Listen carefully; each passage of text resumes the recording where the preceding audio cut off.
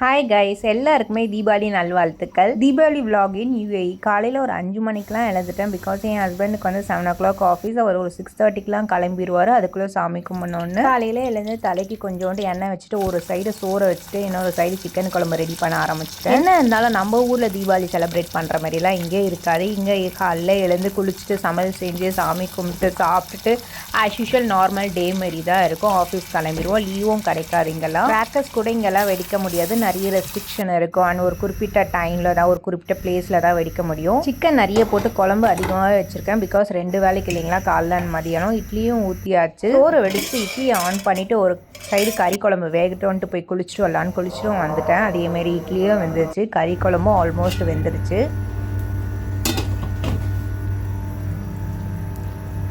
ஹஸ்பண்டும் எழுந்து குளிச்சுட்டு வந்தாச்சு. 2 பேரும் வந்து நல்லபடியாக சாமி கும்பிட்டோம். சாமிலாம் கும்பிட்டு முடிச்சுட்டு காஃபி போட்டு 2 பேரும் குடித்தோம். அதுக்கப்புறம் வந்து என் ஹஸ்பண்ட் கிளம்பிட்டாங்க. கொஞ்சம் இன்றைக்கி லேட்டாக தான் கிளம்புனாங்க. நான் சொன்ன ஒரு 1/2 hour வெயிட் பண்ணுங்கள், நானும் வந்துடுறேன்னா இல்லை நீ பொறுமையாக வா, நான் போகிறேன்ட்டு அவங்க போயிட்டாங்க. அவங்க போனதுக்கப்புறம் எனக்கு சாப்பாடு கறி குழம்பு கட்டிக்கிட்டேன். அதுக்கப்புறம் 2 பேருக்கும் வந்து இட்லி பேக் பண்ணிவிட்டேன். நான் எப்பவுமே ஆஃபீஸ் போய் தான் சாப்பிடுவேன். இங்கே சாப்பிட்டா லேட் ஆகும்ன்ட்டு.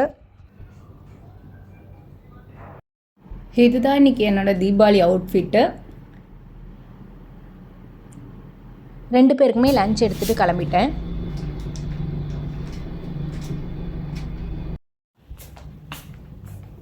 இந்த காலையில் டாக்ஸி கிடைக்கவே ரொம்பவே கஷ்டமாக இருக்குது. ஒரு 15-20 நிமிஷமாக டாக்ஸிக்கு வெயிட் பண்ண ஒரு டாக்ஸியுமே கிடைக்கல. காலையில் குளிச்சுட்டு அப்போ தான் ஃப்ரெஷ்ஷாக போனேன். என் மூஞ்சிலாம் பாருங்கள் எப்படி இருக்குது.